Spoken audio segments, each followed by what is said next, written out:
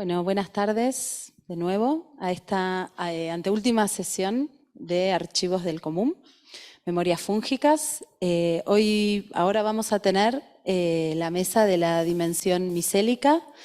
Pensamos un poco esta metáfora de lo micélico a partir de esta idea de la red de IFAS subterránea, que relaciona distintas experiencias, distintos archivos, pero también desde esta idea de archivos que se relacionan entre sí, que se nutren entre sí, que generan relaciones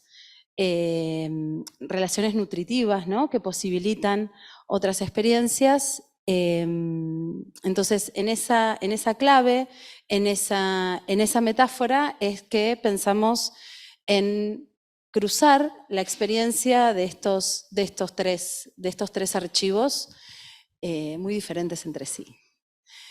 La idea es que expongan 15 minutos o que muestren el video, las piezas que trajeron y después lanzar algunas preguntas entre nosotros acá en la sala. Sí, un poco la idea de esta mesa es darle prioridad al diálogo y a los cruces justamente en esta dimensión micélica.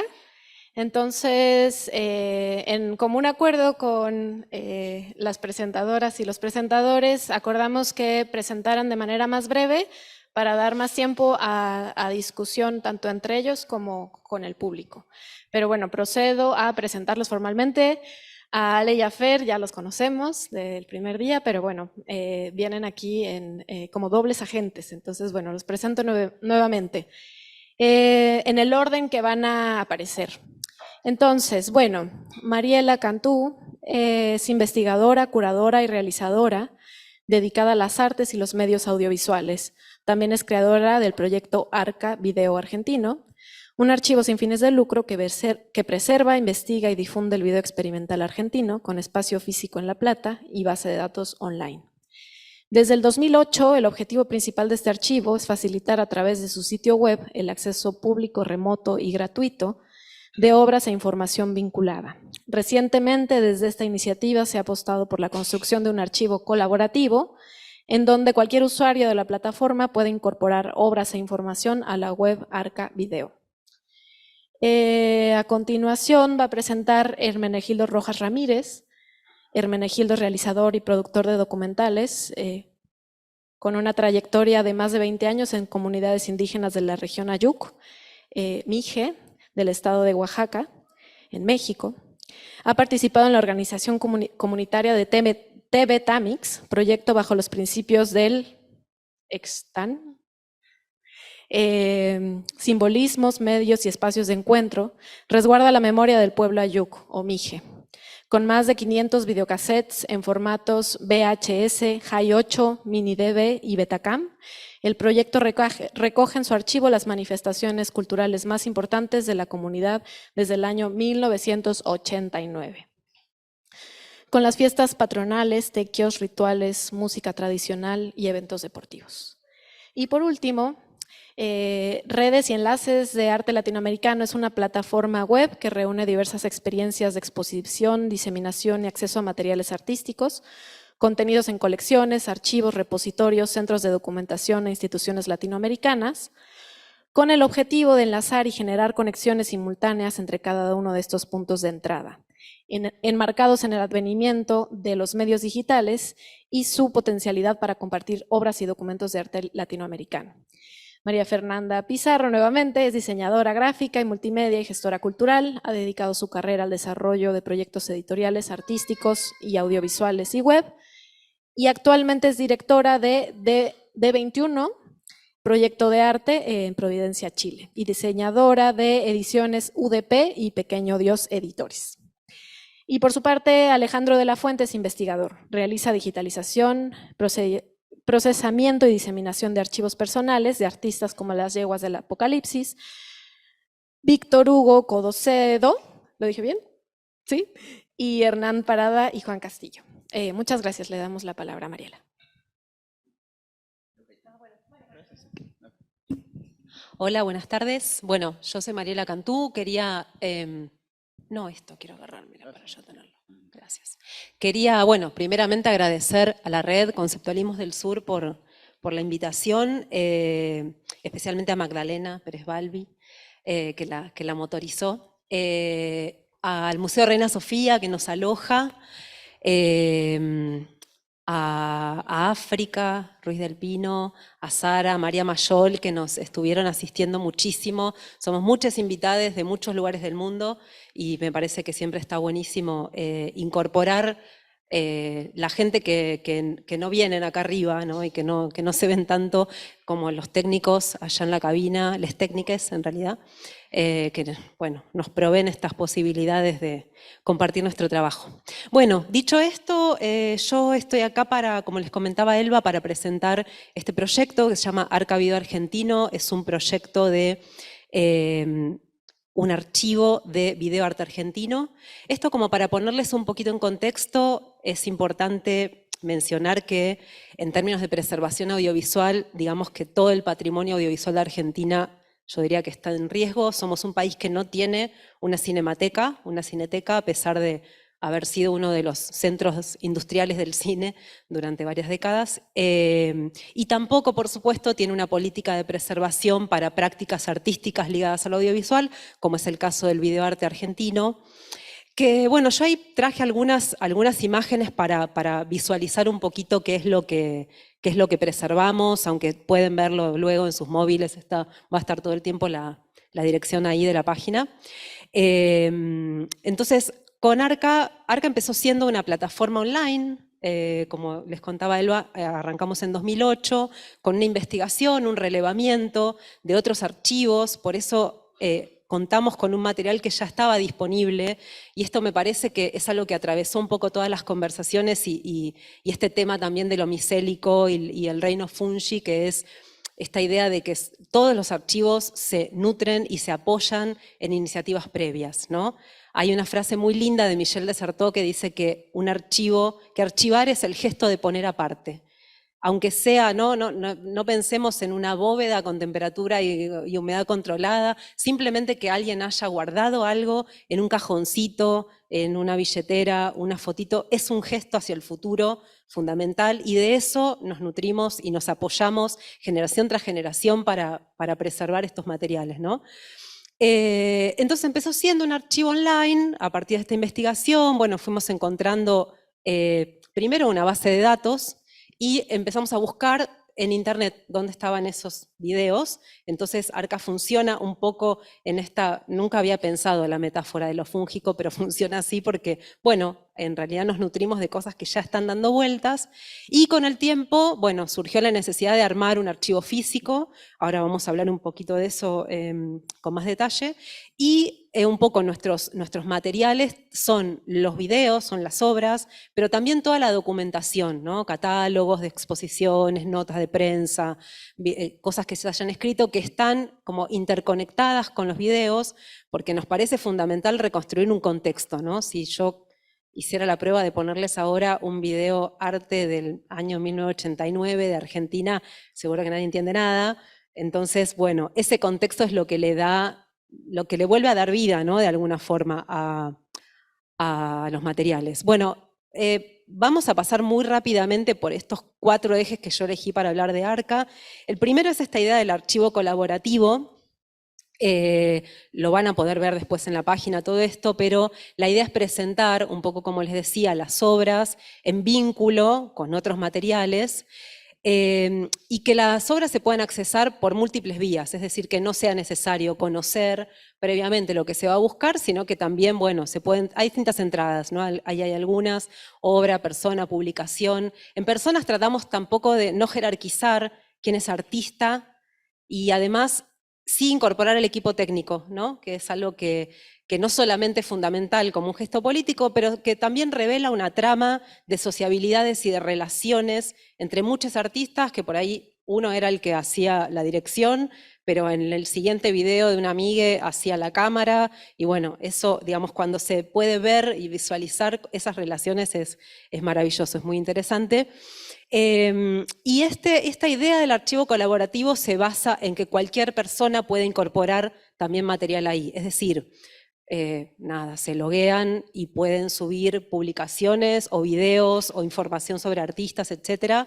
Y esto nos parecía importante en términos de pensar esta idea de la autoridad archivística. En cierta medida, que no haya demasiados archivos dedicados a preservar el video argentino, nos daba la posibilidad de pensar, o mejor dicho, de desafiar esa lógica autoritativa de quién dice qué es video y qué no es videoarte, qué obra hay que incorporar y qué artista vale la pena ser incorporada, sino que en cierta medida cualquiera puede subir, bueno, material, ¿no?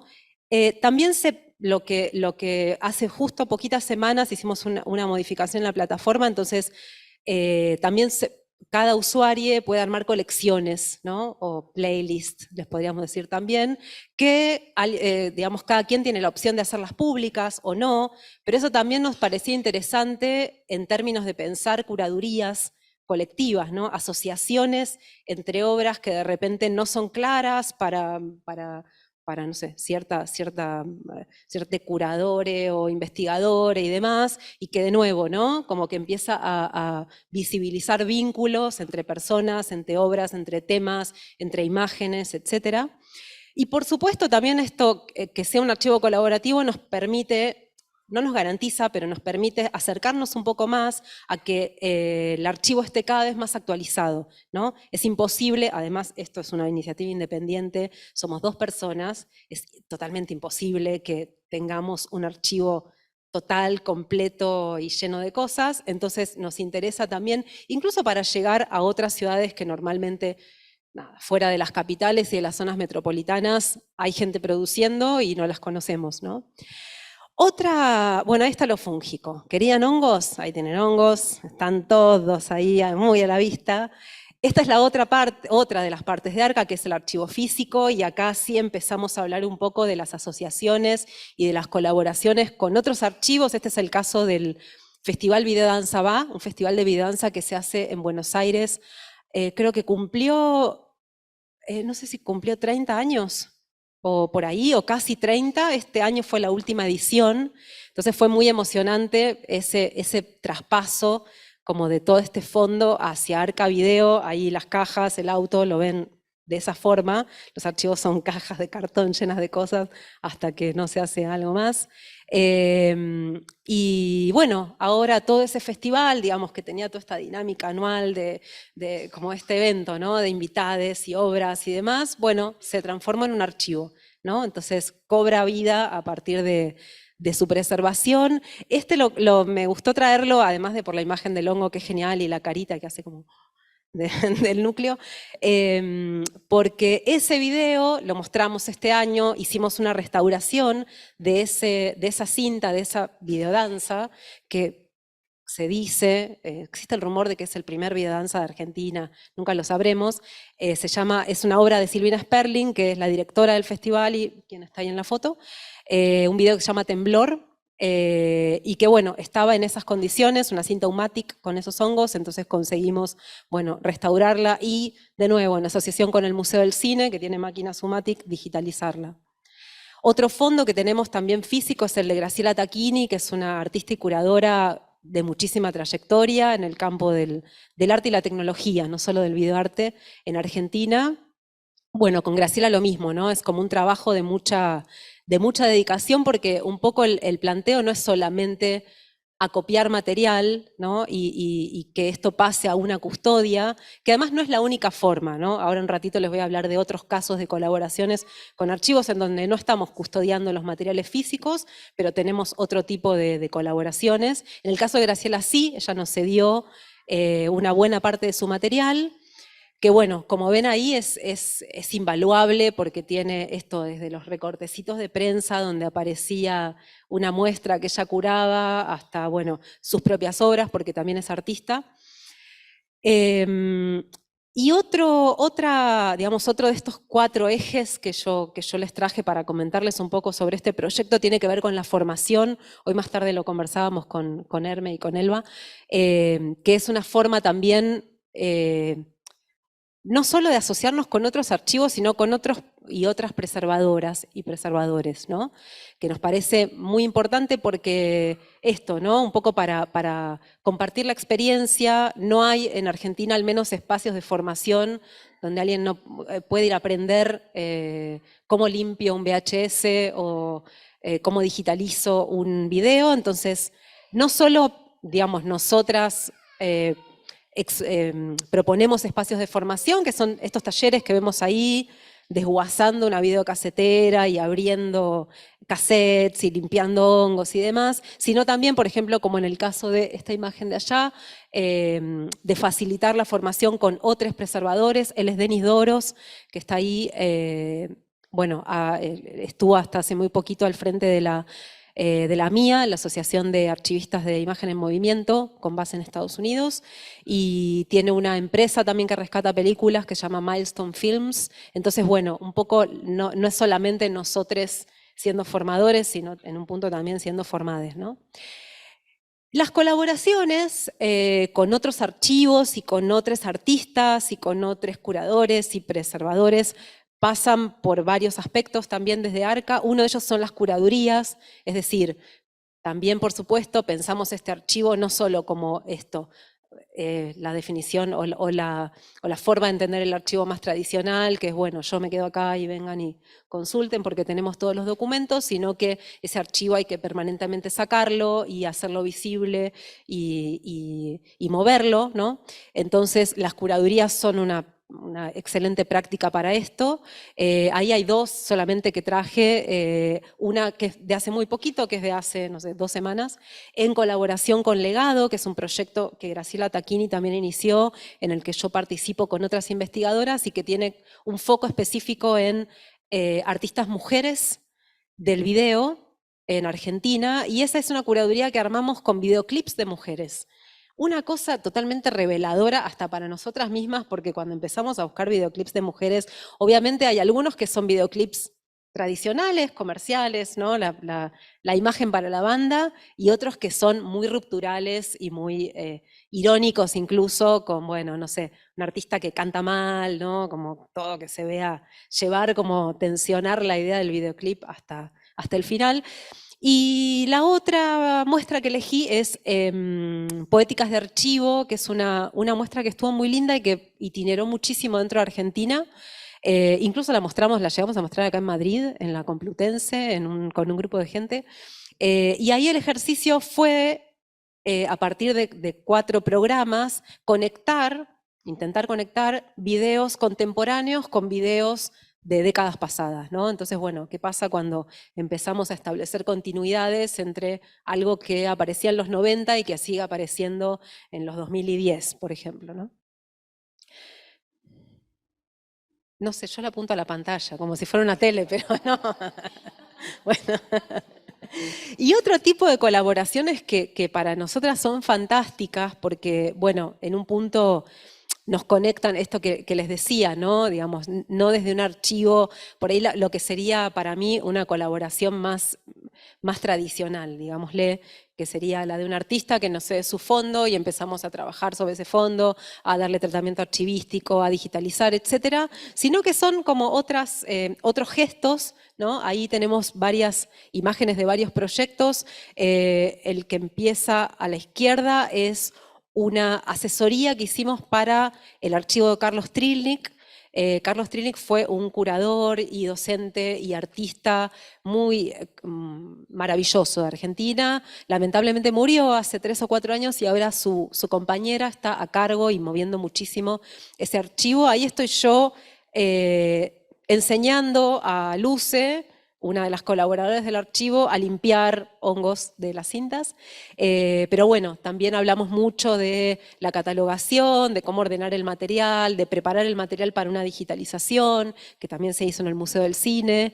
También colaboramos con el Centro de Estudios Espigas, que están este año empezando un proyecto maravilloso de recuperación del fondo de Espacio Fundación Telefónica en Buenos Aires, que fue un centro de arte y tecnología vital en los 2000 y que cerró hace unos años, nadie sabía dónde está ese fondo, apareció en el Centro de Estudios Espigas, y bueno, tiene obviamente, como todo centro de arte y tecnología, muchísimo video, pero también muchísima, digamos, más allá de las obras, es riquísimo porque tiene, por ejemplo, registros de montajes de exposiciones, ¿no? Entonces, entender cómo se monta una muestra de arte y tecnología es verlo así en vivo, es fabuloso.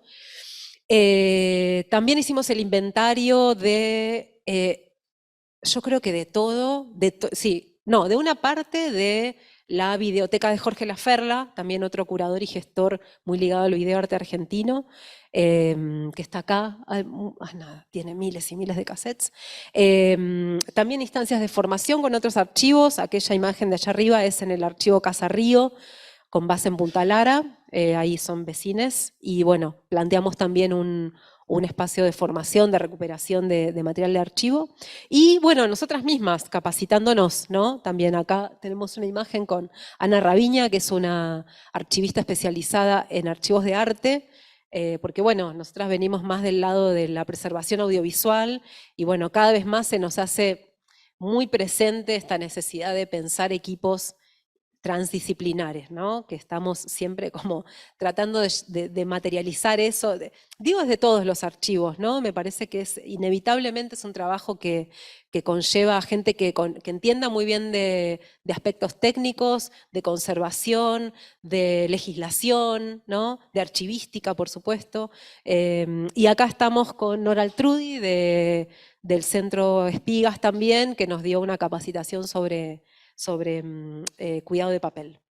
Bueno, y porque no todo es color de rosa, a mí me parece bien terminar con porque si no quedaba el cuentito perfecto de que está buenísimo el archivo de Arca, y está buenísimo, pero también, como todo archivo, hay desafíos, por no decir problemas, que suena más terrible, usamos el eufemismo, pero bueno, ciertamente son, digamos, temas que nos interesa desarrollar de acá hacia el futuro.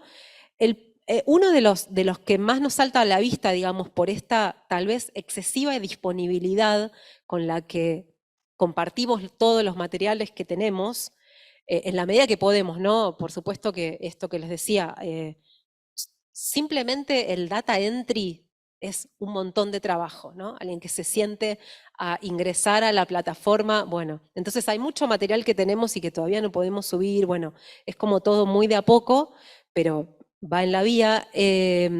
Pero lo que sí estuvimos detectando últimamente es que esa excesiva disponibilidad, que cualquier persona entra a la plataforma y con un clic se baja un texto o se baja la imagen de un catálogo o puede ver un video, muchas veces hace que no tengamos una real percepción de quién está consultando. Y es algo que nos interesa muchísimo, ¿no? Saber quién accede a nuestro archivo, por qué, porque eso también lógicamente enriquece cómo lo ponemos a disposición, ¿no?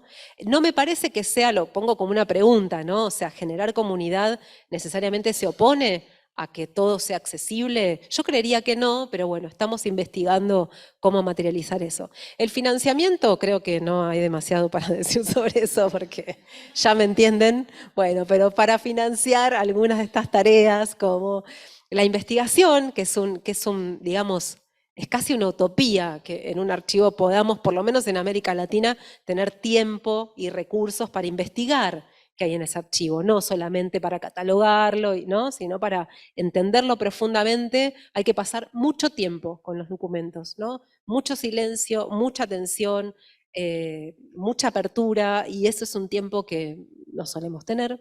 Y la preservación digital, ¿no? Que es un tema que al menos en Argentina no estamos todavía incorporando, me parece, de una manera sistemática y seria. Estamos en una etapa todavía de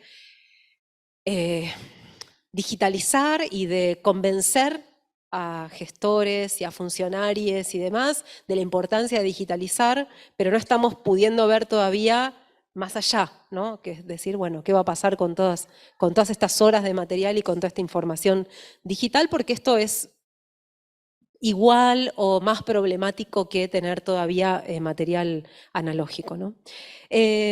Bueno, yo les dejo por aquí, ahí tienen nuestro contacto y las redes sociales y por supuesto les invitamos a que visiten la página y nos den su feedback. Estamos como por todos lados ahí, nos pueden hablar. Así que bueno, gracias.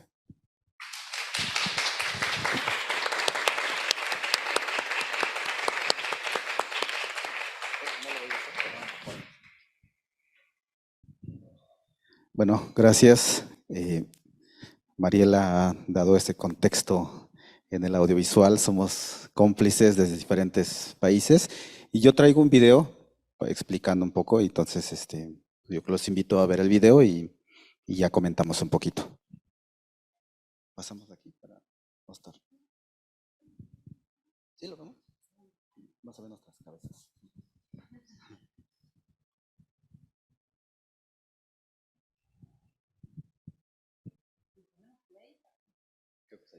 Sí.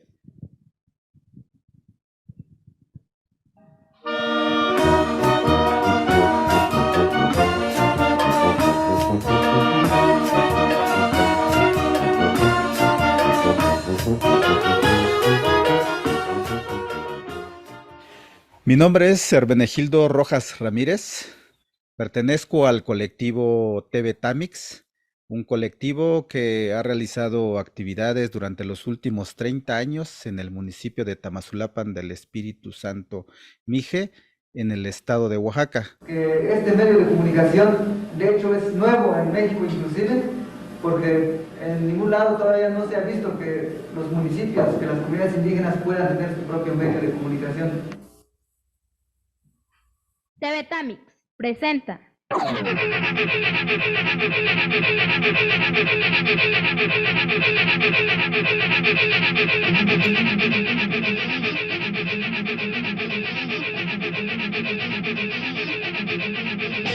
Hoy en la comunidad.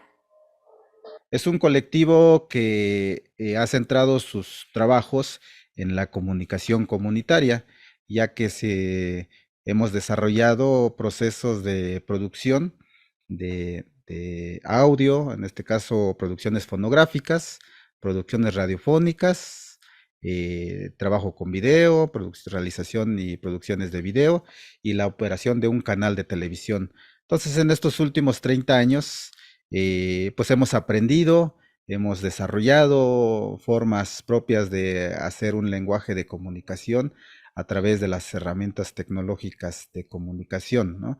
Y especialmente en el registro de las manifestaciones culturales, políticas, religiosas de la comunidad Mije, ¿no? Del pueblo Mije. Y bueno, con el tiempo se ha acumulado una gran cantidad de registros en audio, en video.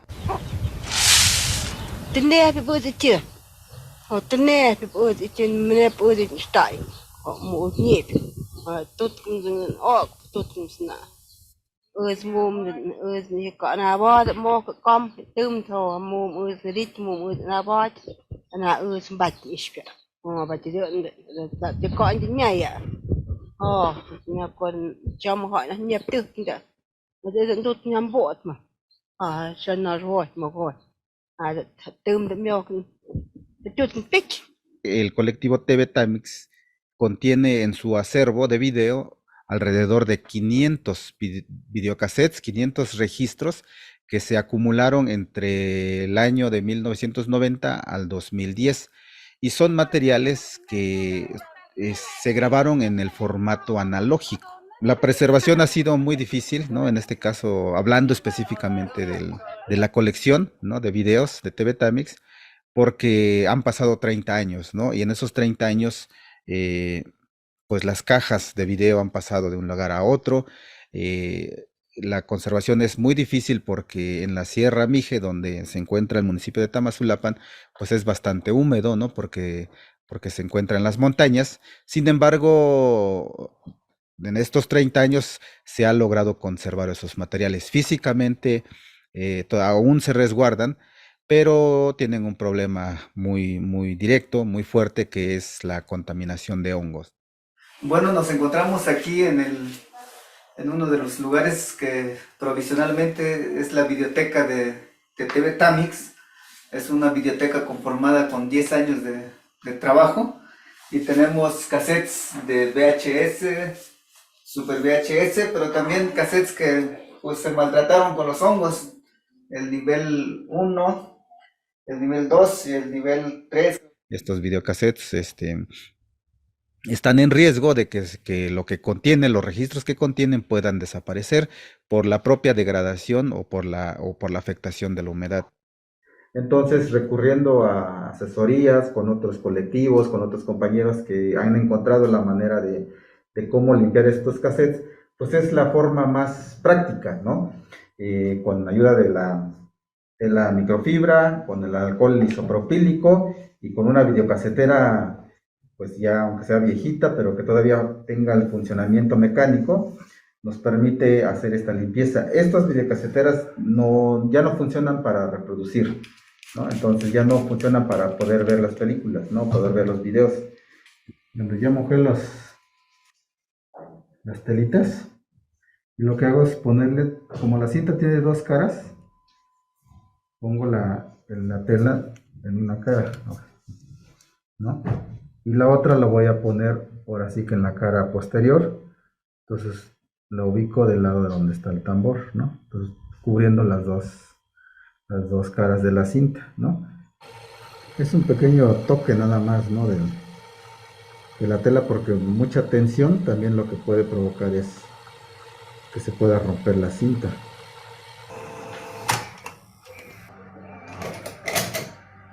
Entonces revisamos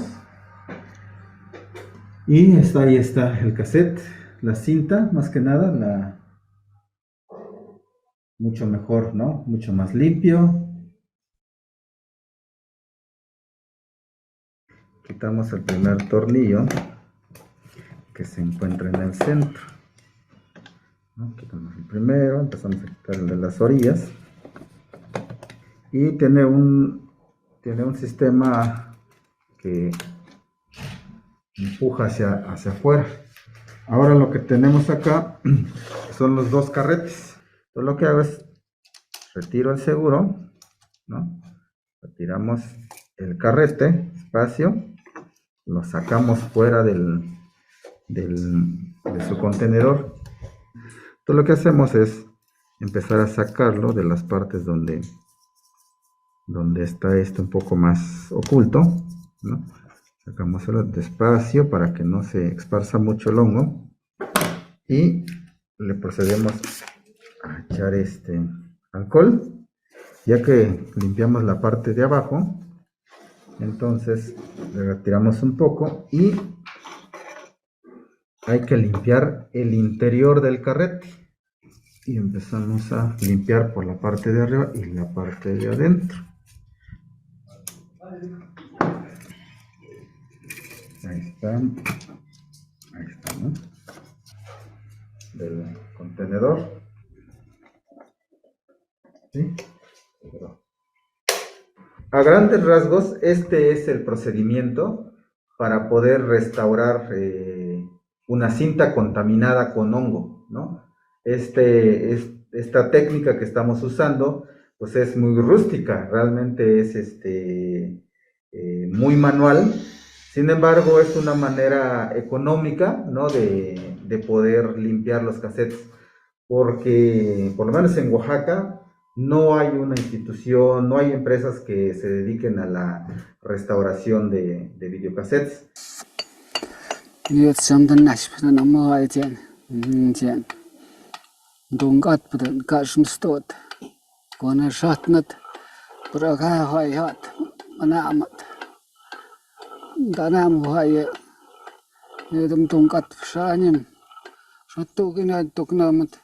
Maya mixing na batin as nan ok no hana tago mo.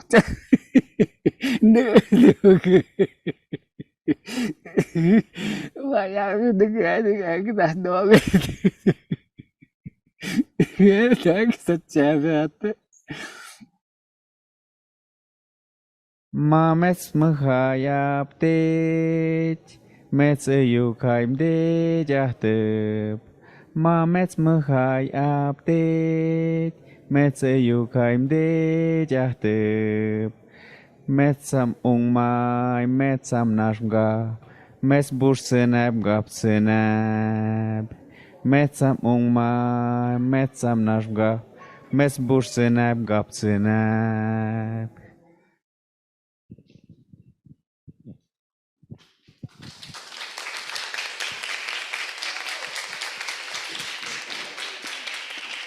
Gracias.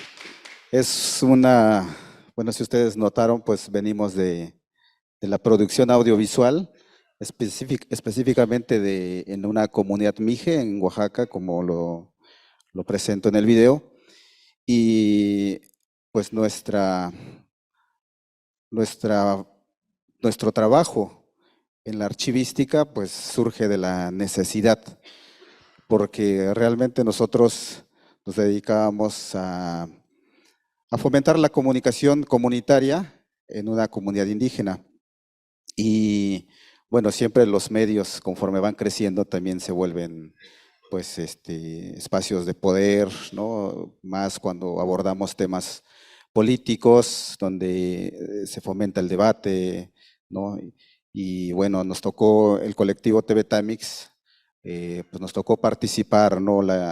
Esta década donde surge el movimiento zapatista en México, y la alternativa para hacer llegar la información, ¿no? A los pueblos, ¿no? Una información más veraz, más real, pues era a través de los medios comunitarios que justamente en la década de los 90 estaban empezando a pues, apropiarse, ¿no? Desde las comunidades. Entonces estaban las pocas radios, y nosotros que teníamos un pequeño canal de televisión, pues empezamos a llevar esa información que se gestaba desde el estado de Chiapas.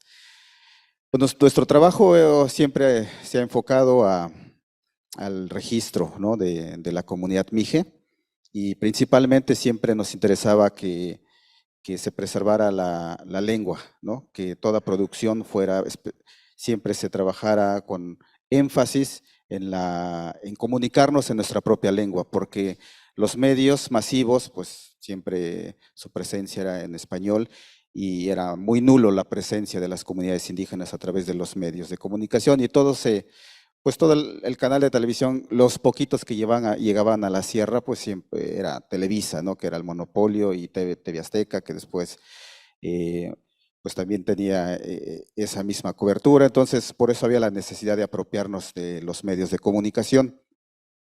Cuando tenemos la censura de la propia comunidad después de 10 años de actividades dentro del pueblo, surge justamente porque el Estado mismo se veía afectado, pues, ¿no? Que estábamos acercando la información y estábamos muy cercanos al movimiento zapatista. También nos internamos a las bases de apoyo para capacitarlos y hacer el uso del video para la defensa a las violaciones de los derechos humanos que estaba gestando el ejército mexicano en esa zona. Entonces éramos muy visibles, y a través del municipio empezaron a meter esta idea de que estábamos generando la división en las comunidades, y bueno, del 90 al 2000 fuimos muy activos, pero a partir de 2000 pues nos desalojaron de las oficinas, nos quitaron la luz, ¿no? Entonces esos materiales que habíamos grabado durante 10 años, pues terminaron en la casa de mi mamá, ¿no? Ahí nos prestó un cuarto, y bueno, pues ahí arrumbamos. Cada uno de los integrantes del colectivo, pues los fundadores eran profesores de escuelas, entonces retornaron a sus labores. Los más jóvenes nos dedicamos como a la producciones de música, grabar discos, videoclips, ¿no? Entonces cada quien fue buscando como otras formas de sostenerse, y los videos que se habían producido pues quedaron ahí guardados, almacenados, ¿no? Esperando no teníamos una finalidad segura, pero nos invitaban a diferentes talleres, ¿no? Seguíamos capacitando en el manejo y apropiación de las herramientas del video.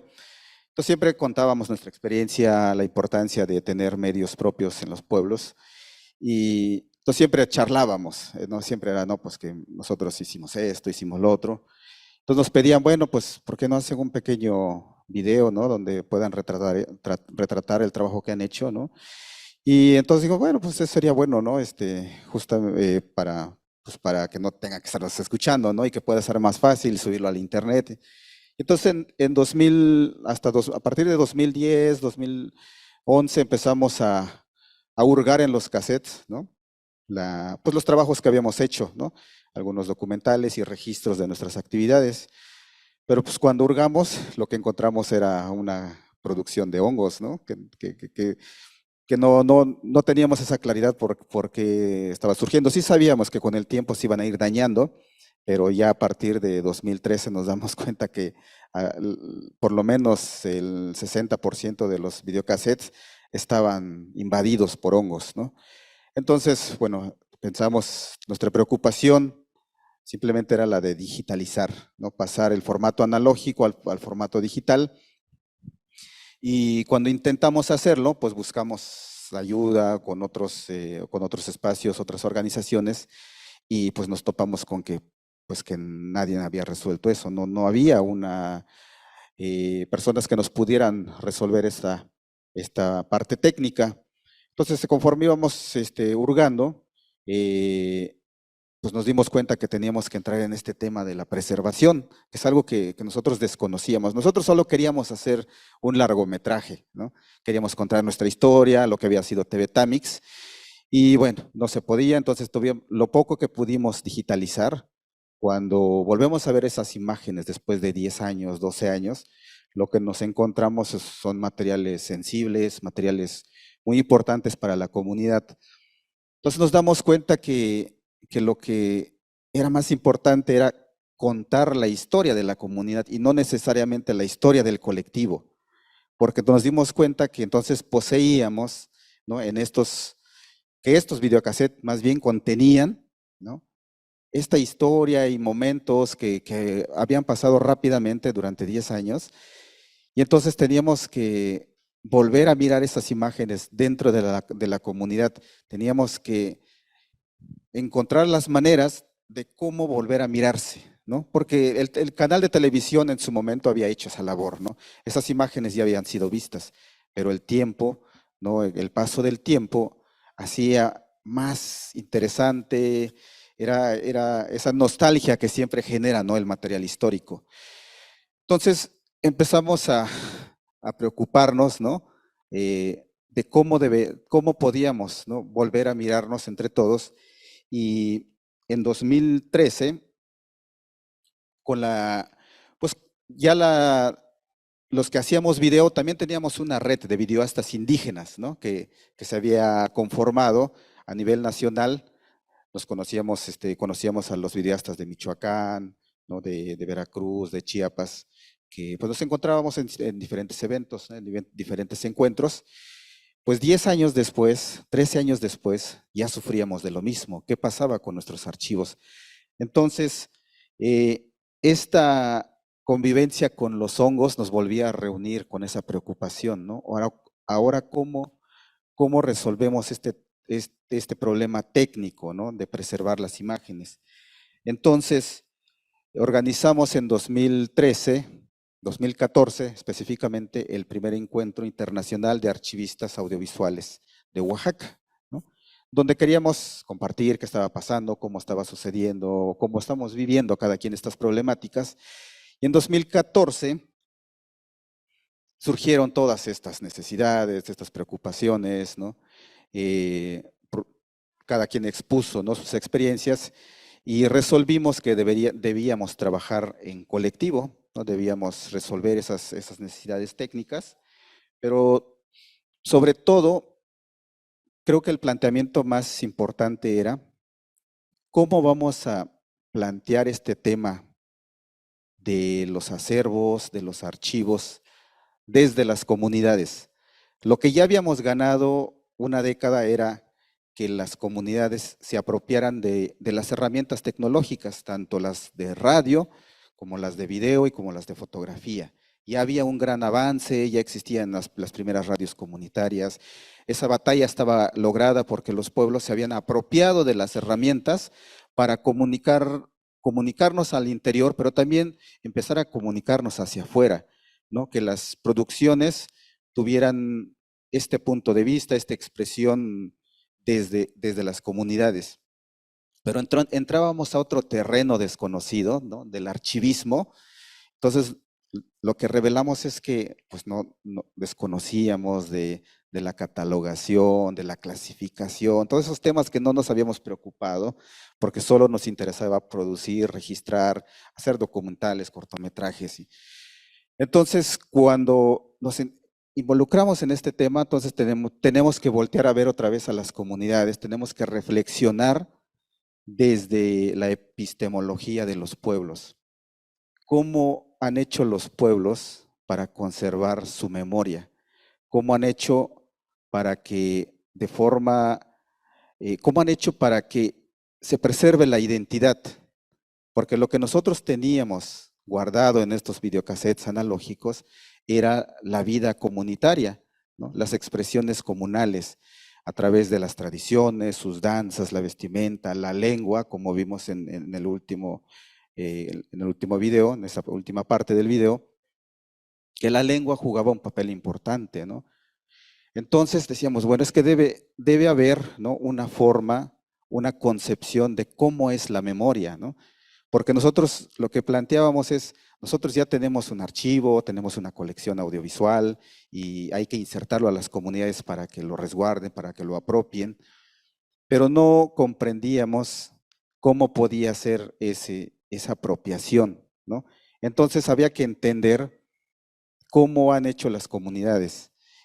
Entonces buscamos en las palabras propias, en este caso en el Ayuk, y hay una palabra que se usa que es Eshtan. Eshtan es una palabra que agrupa, que expresa, ¿no? la memoria, tanto la memoria física como la memoria orgánica, ¿no? Usar los elementos físicos para detonar la memoria orgánica, para expresar nuestra cosmovisión desde la vida mije, ¿no? Entonces decíamos, bueno, nosotros a través del video, los registros que tenemos, ¿podemos preservar esa memoria? Entonces nos dimos cuenta que lo que habíamos hecho con el registro de los audiovisuales era una forma, sin embargo era una forma rebelde, ¿no? De alterar las tradiciones. Pensábamos que grabando las manifestaciones culturales, religiosas, políticas, educativas de la comunidad, pensábamos que estábamos resguardando la memoria. Sin embargo, nos hemos dado cuenta que las comunidades, por lo menos en las comunidades mijes, no es una garantía que lo que está grabado significa la preservación de la memoria. Lo que hacen los pueblos es que a través de su lengua, de danzar, de la música, de volver a preparar los alimentos, de esta ritualidad, esta cosmovisión, ¿no? Del mundo, es a través de esto que se le llama la tradición, esta repetición, trasladar la herencia, ¿no? Primero es conocer, aprender la herencia y después trasladarlo hacia nuestros hijos. ¿Y eso qué significa? Que significa que tenemos que estar retroalimentando estas manifestaciones. Hacíamos la analogía con la preservación del maíz. ¿Cómo han hecho los pueblos, ¿no? Para preservar el maíz de manera milenaria? Y no el maíz solo como alimento, sino el maíz desde todos sus elementos, desde el lado religioso, la lectura del maíz, elaborar la comida. Entonces nos preguntábamos, ¿eso puede hacer el audiovisual? ¿A través del video podemos lograrlo? Las comunidades siempre tienen sus reservas y dicen, bueno, está bien, háganlo, graben, produzcan sus audiovisuales, pero eso no va a sustituir nuestras prácticas, nuestras formas de ver la vida. Entonces, ¿qué hacen las comunidades? Sigamos haciendo nuestros rituales, tenemos que seguir hablando, tenemos que seguir cocinando. Y en la medida de que lo vayamos haciendo, eso va a reafirmar nuestra memoria, va a reafirmar nuestra identidad. Los pueblos siempre acuñan esta palabra de la resistencia. Tenemos que resistir porque tenemos que persistir, ¿no? Entonces, ¿dónde juega un papel el trabajo del audiovisual, pues es como cuando las personas dentro de las comunidades, existe el chamán, existe los ancianos, los sabios, que son los depositarios de la memoria. Entonces nosotros como colectivo, cuando entramos al tema de la preservación y de la archivística, empezamos a tomar definiciones que eran nuevas para nosotros, el acervo, el archivo, el repositorio, palabras nuevas que no nos habíamos preocupado por conocer, y las llevamos a la comunidad y nos damos cuenta que la lógica de los pueblos no es ahí, ¿no? Hay memoria, pero quienes tienen la memoria son los depositarios de la memoria, que son todos, que es la comunidad, es el pueblo. Pero hay personas muy puntuales que son depositarias de ciertas memorias, ¿no? La cocinera tradicional, la mamá, la abuela, la tía, es depositaria de una memoria, que se encargó de aprender, ¿no? Que aprendió de su mamá, de su abuela, aprendió y es depositaria de una memoria. Y esa persona asume un compromiso de preservarla. ¿Cómo? Depositando esa memoria en sus hijos, en sus sobrinas, ¿no? En la vecina. ¿Por qué? Porque es la manera de depositar la memoria. Estos conceptos, cuando nosotros estábamos produciendo audiovisuales, no los teníamos claro. Ahora tenemos que entrar en este tema, ¿no? ¿Por qué? Porque ahora no es solo llevar los conceptos de la archivística, sino más bien es encontrar cómo puede ser entendida desde los pueblos. No porque los pueblos no conozcan de archivística, no conozcan de preservar la memoria. Creo que son los que más han resistido en la historia, porque por eso hay una identidad, por eso hay una construcción comunal, una forma de vida comunal, ¿no? Porque estas constantes luchas que se han vivido y que se siguen viviendo, ¿no? Donde a los pueblos se les ha tratado de eliminar, donde estos pueblos los han tratado de meter en esta lógica global, los pueblos resisten, y resisten a través de preservar la memoria. Entonces, construir un acervo, un repositorio audiovisual en las comunidades, pues tiene que estar en un vínculo muy cercano con los pueblos, ¿no? Porque necesitamos aprenderlo, pero necesitamos reapropiarnos de estas formas, y creo que el colectivo TV Tamix, que pasa de aprender a manejar los medios audiovisuales, ahora estamos en esta otra etapa, cómo construir un acervo, repositorio, como se le llame, desde una concepción desde un pueblo, desde una comunidad.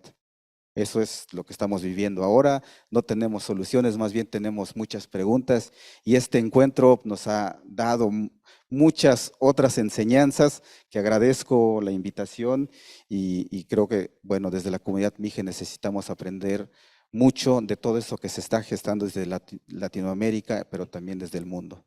Gracias.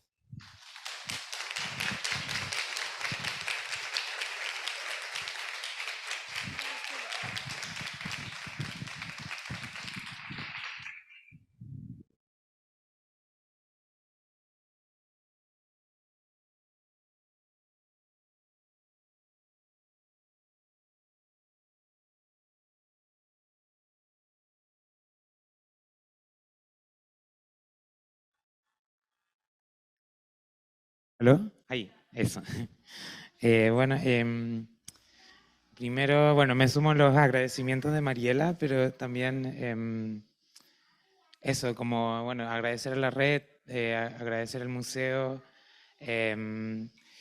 y nosotros somos parte de un colectivo. Falta una de las integrantes aquí, que es Vania Montgomery, que nos debe estar viendo en línea, y voy a leer porque preparamos unos textos breves para así mantenernos en el tiempo, y después podemos como expandirnos en comentarios y cosas así. Entonces voy a comenzar. Nuestro colectivo se titula Redes y Enlaces de Arte Latinoamericano, o REAL. Se inició el año 2021 y está compuesto, como dije, por María Fernanda Pizarro, Vania Montgomery y yo, Alejandro de la Fuente. Durante los últimos años hemos desarrollado proyectos de investigación y archivo de manera individual y colectiva. Estas iniciativas tienen en común que fueron diseñadas para que sus resultados se visualicen y diseminen a través de plataformas web de libre acceso, donde cada usuario puede ver y navegar por diferentes materiales, tales como archivos, testimonios, documentos de prensa, fotografías e informaciones levantadas a lo largo de cada investigación.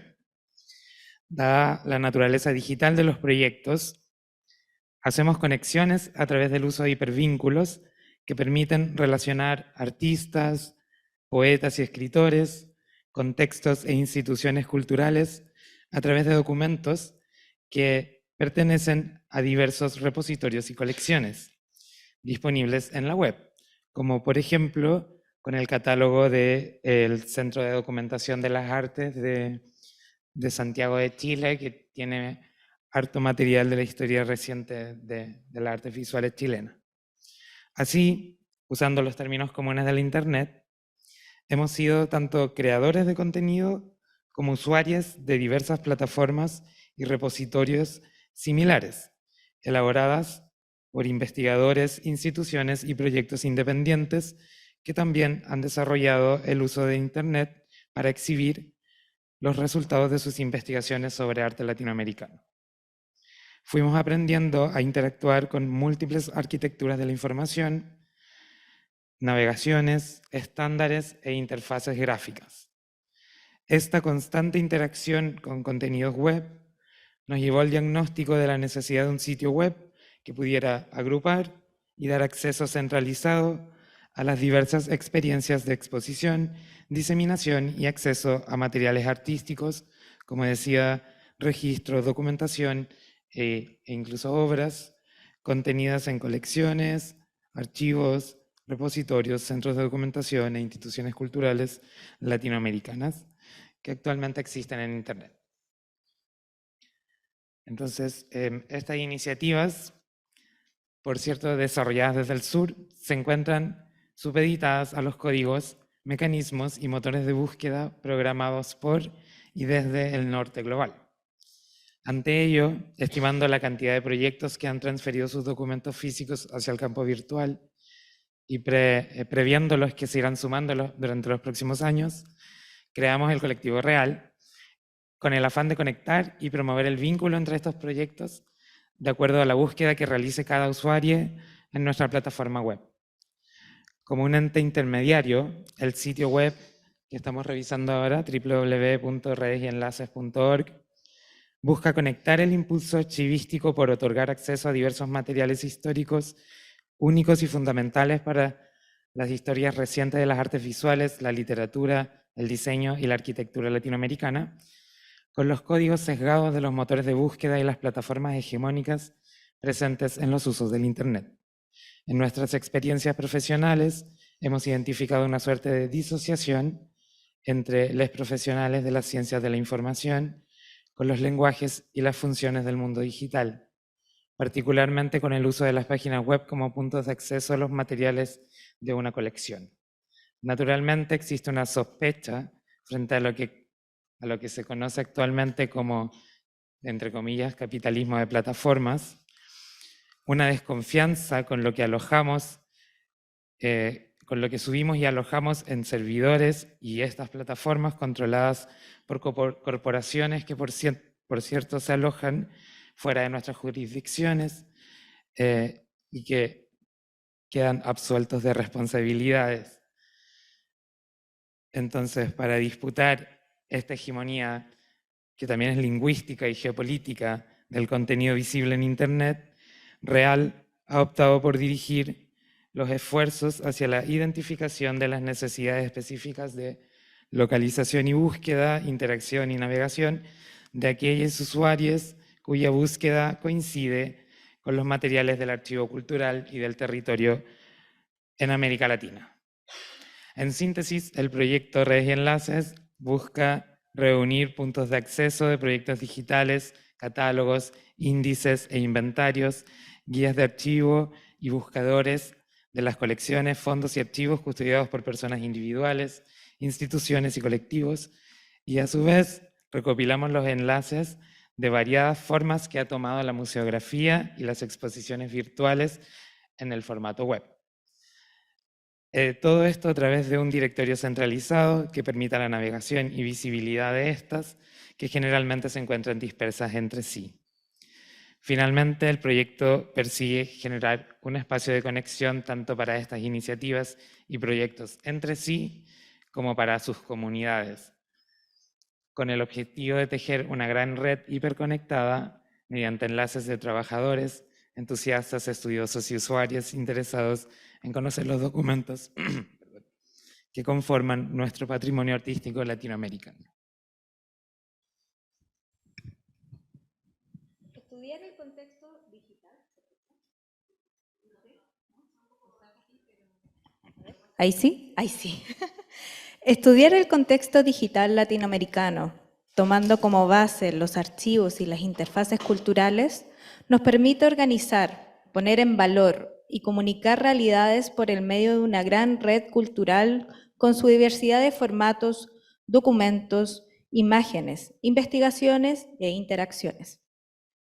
Estos materiales no responden a un estándar de consumo. Ante ello, Real le pone en relación como un pequeño ecosistema fúngico que conforma redes digitales que se conectan y comunican a diferentes organismos.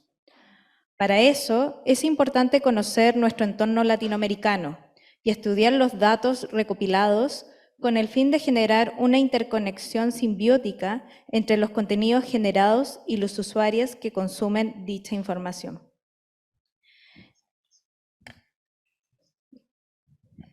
En el análisis de datos se busca identificar patrones y conexiones, tales como las redes fúngicas facilitan la comunicación entre diferentes elementos del ecosistema.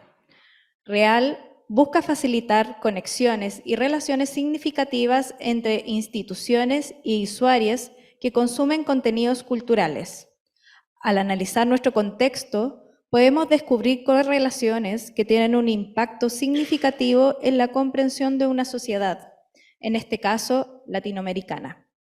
Lo que nos hace cuestionarnos como colectivo es, ¿existen patrones de consumo en redes culturales? ¿Cómo se organiza la información de contenidos culturales en Latinoamérica? ¿Cómo podemos nutrir este ecosistema digital? Paul Steinman dice, los hongos son el Internet de la naturaleza. De la misma manera que este ecosistema fúngico, podemos comprender el análisis de datos y revelar patrones que afectan, entre comillas, el buen funcionamiento o el rendimiento de un sistema. Así, en su sentido más abstracto, podemos ver nuestras fortalezas y debilidades para entender nuestro entorno y tomar decisiones que hagan sentido a los usuarios que navegan en nuestro sitio web. Es un trabajo constante que apela a conceptos esenciales como son la interconexión, adaptabilidad, usabilidad, accesibilidad y la comprensión de un sistema que va cambiando muy rápido y en condiciones adversas. Al igual que los hongos, que son resistentes a condiciones hostiles y que pueden sobrevivir en entornos desafiantes, la adaptación de estos contenidos es esencial para una buena experiencia del usuario en el mundo digital.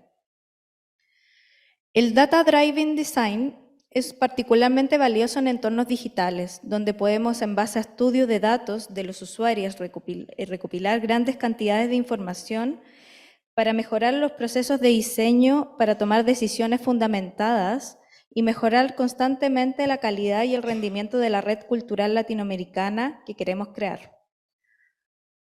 Por lo mismo, el estudio de los datos internos, en este caso el de archivos y interfaces culturales, como externos de quienes navegan en el sitio web, importan a la hora de tomar decisiones de diseño de contenido, adaptación, jerarquías, accesibilidad, etc., para que la experiencia sea un eje fundamental en el proyecto y que se pueda visibilizar los diferentes proyectos latinoamericanos. Actualmente la red tiene anexados 52 proyectos digitales y archivos de 7 países diferentes, aproximados, 13 grupos de investigación, 45 artistas, 34 galerías, 12 museos, 9 centros de documentación y 6 centros culturales. Y dentro de la misma web, hablando del tema de los análisis de datos, me gustaría como hablar 2 ejes, que son el formulario que cualquier persona que tenga su proyecto de archivo y que se quiera anexar a la red lo puede hacer, es totalmente libre, y el análisis de datos, que uno pueda ingresar al sitio web y empezar a sacar las mismas conclusiones, que uno puede interactuar con los datos, sacar las conclusiones, que es la siguiente ahí, que se pueden ver las interacciones por países, por artistas, y la evolución de, por ejemplo, en este caso, de las interfaces culturales. Entonces podemos interactuar con el mismo sitio web y ver qué se está haciendo en cada una de las regiones. A medida que esta red vaya creciendo, van a ir incrementándose los datos y por ende podemos sacar mucho más relaciones de lo que está haciendo el vecino, de qué están haciendo las comunidades y cómo podemos interactuar entre ellas. En buscar contenidos, en buscar cómo está trabajando nuestro vecino.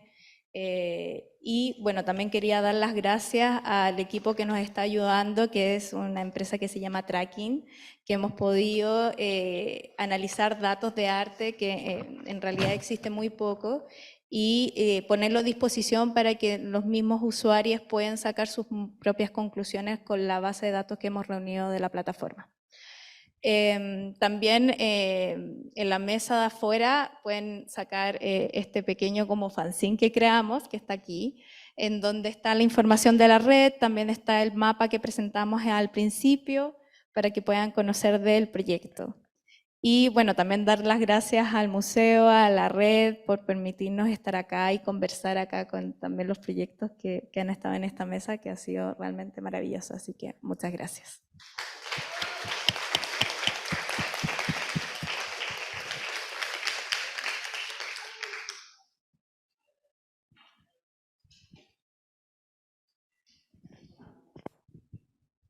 Bueno, pues nos ponemos acá. Muchas gracias a las 4, ¿cómo? A las 4 experiencias. Ahora los hongos se hicieron presentes de manera muy literal y también metafórica, problemática, tanto amenaza como condición de posibilidad, como metáfora también.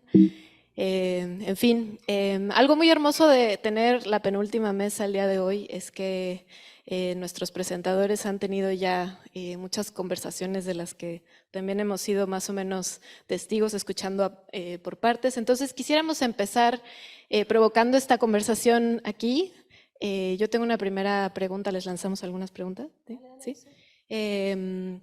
Bueno, recuperando esta definición que daba Magda del micelio como esta parte vegetal de los hongos, como esta especie de red o hilos o hifas, más correctamente dicho, que conecta de manera subterránea las iniciativas o a los seres.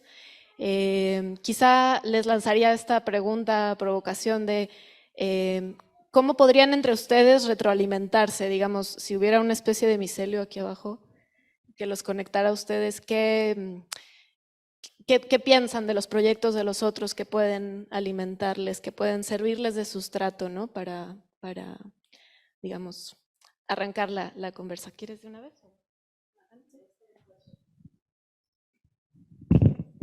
Bueno, a mí, por ejemplo, del proyecto que presentó Hervé, me parece súper interesante, como cosas que nos podemos llevar, ¿no? Me quedé mucho pensando, y de todo lo que conversamos también, que es esta cuestión epistemológica que planteó él, ¿no? Un poco cómo pensar desde cada comunidad, ¿no? A veces hay como una especie como de tentación de los archivos de uniformizar, y hablamos de archivos, ¿no? Archivos audiovisuales, archivos de arte, archivos, y me parece que situar eso en una comunidad, en una práctica muy específica, en una historia de ese acervo también, ¿no? Que tiene no sé cuántos años, décadas, eso me pareció me pareció encantador y me queda resonando mucho, ¿no? Porque es esto también, en un punto lo que trae este encuentro, ¿no? Con qué metáforas pensamos los archivos, qué sé yo. Es la red, no es lo mismo una red que una IFA, ¿no? O que una, no sé, río, qué sé yo. Son, no sé, me parece que son como vitales para pensar lo que hacemos las metáforas. Del proyecto de ustedes me encanta esto de la visualización de datos, parece excelente como idea, de que cada usuario pueda ver lo que están haciendo los demás. Es brillante esa idea, me parece genial. También he estado reflexionando cómo a partir del micelio podríamos interconectar. No es que estemos desconectados, ¿no? Lo que no ha sucedido es que no encontramos como esos vínculos, ¿no? Que nos mantengan más constantes, más cercanos. Entonces creo que ahí radica la importancia de esta red de conceptualismos del sur, ¿no? Que pone sobre la mesa desde otra óptica, justamente, o sea, es como antiarchivo también, ¿no? Porque la concepción de archivo está muy definida desde los museos, desde las universidades. Y entonces una red que de momento pareciera no existía para mí, porque nosotros estábamos en una red local, en una red regional, algo muy puntual donde lo vivimos, donde lo sufrimos y donde lo necesitamos resolver. Pero cuando entramos a una red que ya se está construyendo, entonces nos damos cuenta que lo que estamos haciendo no es aislado, es una necesidad colectiva. Pero lo que no se está encontrando es que cómo podemos interconectarnos, ¿no? Cómo podemos vincular desde las regiones, desde los estados, desde los países. Entonces, de momento, cuando viene uno a un espacio, ¿no? Donde se encuentran los mexicanos, argentinos, chilenos, ¿no? También asumimos una responsabilidad porque pareciera que venimos en representación de un estado, de un lugar, y no es siempre así, ¿no? Yo siempre traigo el compromiso de decir, bueno, me tengo que presentar como Mije, y eso ya es una gran responsabilidad. Me tengo que presentar como parte de un colectivo, y esa es otra responsabilidad. Y entonces, por eso es complicado cómo interconectarnos, ¿no? Sin embargo, tenemos que resolver esas necesidades. Este ejemplo, estas prácticas de redes, no ha terminado por consolidar, no ha sido una forma, porque el Estado mismo las rompe, ¿no? Porque ofrece soluciones, ¿no? Es otra forma de ir resolviendo. Entonces, ¿cómo hacemos que estas interdependencias realmente funcionen? Pues tenemos que ir haciendo alianzas, ¿no? Con las organizaciones, con inquietudes de particulares, de artistas. Esas formas tenemos que irlas construyendo y no ha sido fácil, ¿no? Entonces, lo que yo he aprendido en este momento no es para uso personal, ¿no? Estas enseñanzas que ustedes han compartido, pues la tenemos que llevar a donde estamos trabajando. Y ahí tenemos que mostrar que hay otras personas, que hoy hay otros colectivos que están trabajando sobre lo mismo. Entonces, en la medida que vayamos amplificando esas inquietudes, se va a ir haciendo esas reconexiones. Entonces, lo que tenemos que encontrar es cómo encontrarnos más continuamente, ¿no? No es fácil porque pues todo implica recursos, esfuerzo, disposición, tiempo, dinero, ¿no? Y entonces estas conexiones no van a ser fácil, como la naturaleza siempre está conectada. Lo que necesitamos encontrar es esa fórmula, esa manera de mantener esa cercanía. Sí, dale. Quiero decir algo como general y después dos cosas, apuntes que anoté como sobre sus proyectos que me llamaron la atención, pero como que está bueno, la idea de la red micénica o de las IFA y la conexión como subterránea es también que es interespecie, como que los hongos se comunican con las plantas, o no necesariamente son todos de la misma naturaleza, y cooperan entre sí, y generan esta idea también que puede funcionar como metáfora de un ecosistema. Y encuentro que en el mundo cultural hay un ecosistema que también puede ser como una máquina en que hay como engranajes y cada uno está funcionando por su parte, pero depende, o hay como una suerte de interdependencia entre todas las partes para que opere, para que se cooperen. No sé, haya como para que funcione en realidad el ecosistema y sea equilibrado y no haya como, o sea, entre todas las partes puedan como colaborar hacia un lugar. Y no es necesariamente, o sea, me gusta también esa idea que es interespecie, no necesariamente somos todas como la misma comunidad que se encierra a sí misma. Y bueno, lo que quería decir como de los proyectos que me interesa mucho, me gustó mucho la intención en ARCA de poner a todos los miembros de un proyecto colectivo, que en general no se hace, y lo audiovisual es muy colectivo. Y eso también es algo que a nosotros nos interesa, como tratar de traer, en los archivos le dicen autoridades, que también es un concepto como terrible, pero traer como a todas las personas que estaban involucradas, todo como los lugares y bueno, siempre es todo colectivo, entonces bueno, como no poner solo un puro nombre ahí, como el protagonista de... y sobre la televisión comunitaria, bueno, me gustó mucho el tema de mantener la lengua. Creo que me recordaba también a una productora audiovisual boliviana de Cochabamba que se llama Nicovis, que también hacían eso, como producir el video totalmente en lengua aymara, por ejemplo, y el occidental que consumía el video tenía que como molestarse en leer los subtítulos. Era como una apropiación política de esa tecnología que se veía como foránea para ellos. Siento que en este caso es como lo mismo. Y esa decisión política de cómo darle vuelta a la tecnología que se nos impone es algo que nos pasa en Internet a nosotros en real. Y por último, que también se cruzan en ustedes dos, es el tema de la formación y la capacitación, y como estar generosamente compartiendo conocimientos con otras personas. Eso es algo que también podemos imitar y como compartir, digo yo. Eso sería mi... Bueno, y complementando un poco lo que dice Ale, algo que me quedó muy en todo lo que hemos conversado, quizás como un eje entre todos, es como la memoria y este tema de la comunidad, como esta memoria de preservar, como de que esto no se pierda. Yo creo que eso es muy importante de generar también una visión y una identidad respecto a lo que nos queremos expresar en estos proyectos.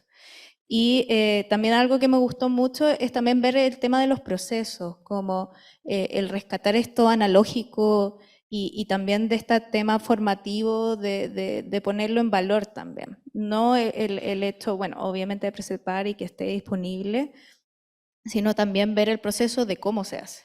Yo de repente a mí me toca digitalizar negativos y hace poco me enteré lo de los hongos y la verdad me impresionó bastante. Entonces el hecho de que no se pierda estos materiales, el aprender cómo limpiarlos también. Y yo lo aprendí hace poco y me explotó la cabeza cuando lo tuve que hacer. Y compartir ese conocimiento, compartir estas comunidades, creo que es súper necesario compartirlo y tenerlo. Así que eso por mi parte.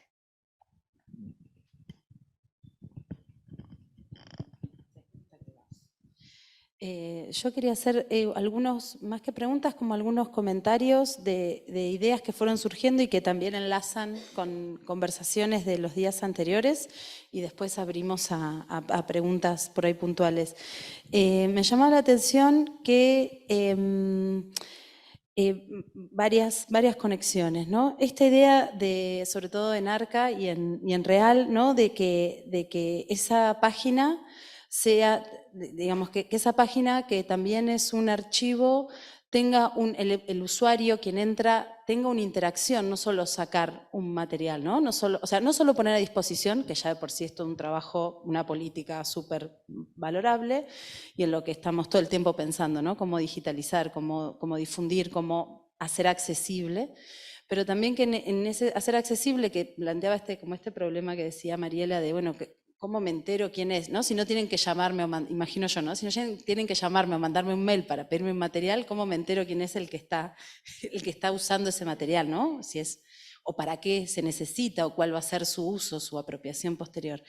Pero me parecía muy interesante esto de que se pudieran armar colecciones, de que pudiéramos ver toda esa información de datos, ¿no? De que quien entra a esas páginas puede ahondar, puede activar ese archivo, esa red de relaciones de distintas maneras.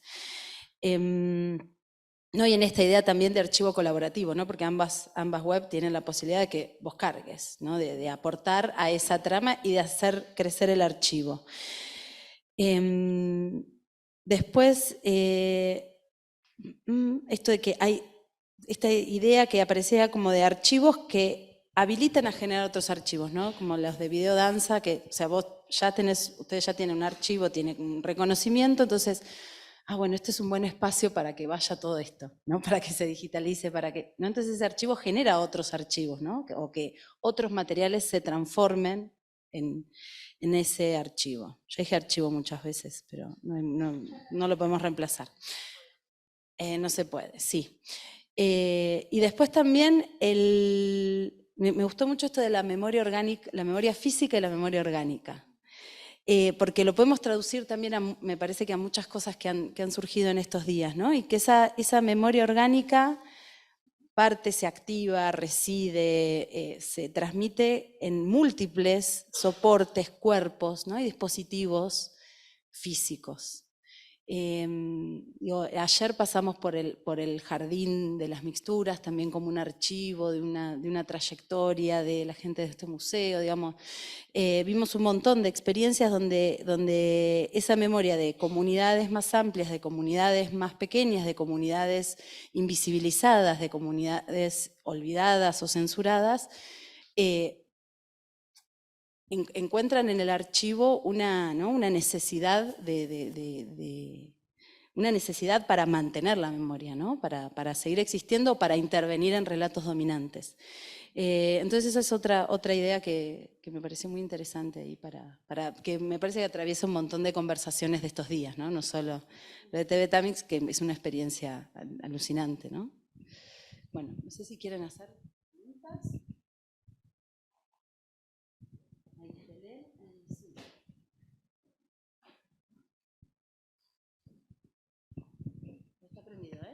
Estaba primero de Elena.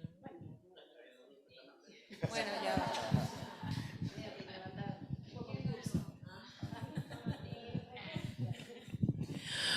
Bueno, primero quería agradecerles mucho sus presentaciones. La verdad es que, bueno, en esta dimensión micélica hay algo que me quedó resonando un poco y es justamente en la noción de interdependencia o de conexión, ¿no? Que hay algo que se ve, que cruza, creo yo, los tres proyectos, que tiene que ver como el vínculo con un otro, ¿no?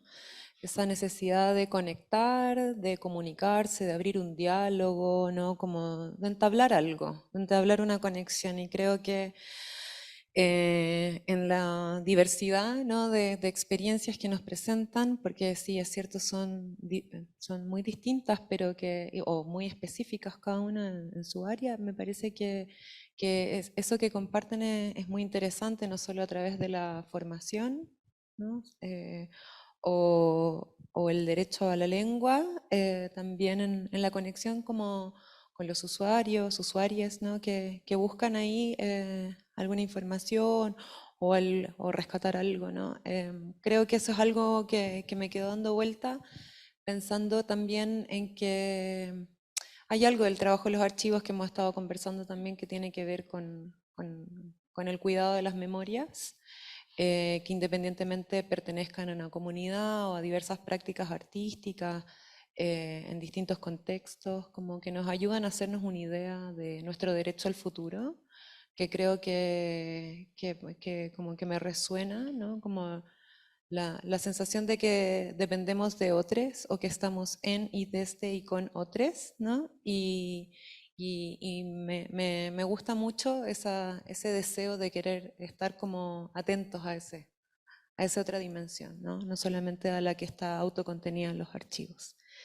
Era un comentario, en verdad, no tengo ninguna pregunta, pero por ahí de pronto podría ser como ¿cómo ven ustedes esa conexión? Me quedé pensando también en el proyecto de Herme, en cómo, no sé, por ejemplo, estaba pensando que en Chile, en dictadura, también hubo como un medio que se llamaba Teleanálisis, que lo que hacía era también resistir, ¿no? Como desde ese margen muy criminalizado, ¿no? El derecho a la imagen, el derecho al testimonio, el derecho a la memoria, y de cómo la construcción, ¿no? Como de estos pequeños registros audiovisuales iban pasando de mano en mano, ¿no? Hay muchos relatos que cuentan acerca de cómo esos VHS iban pasando, como se iban repartiendo y, no sé, llegaban a las casas y era todo un acontecimiento también poder visualizar de manera más comunitaria eso. Y me quedé pensando en eso, ¿no? Como que de pronto pudieran ahondar en las formas en que han tenido de vincularse con esas otras personas que acceden no solo en términos como de las comunidades, pero sino también como de las formaciones y de los públicos usuarios. ¿Cómo lo ven? Eso.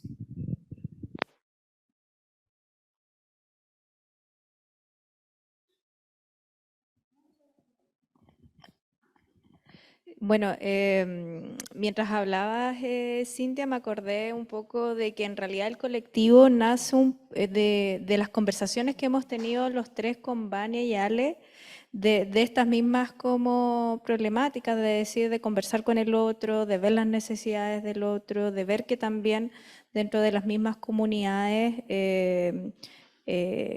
teníamos las mismas problemáticas y de repente en este trabajo como tan solitario, uno piensa que es solamente un problema propio y de repente te das cuenta que el vecino también tiene el mismo problema.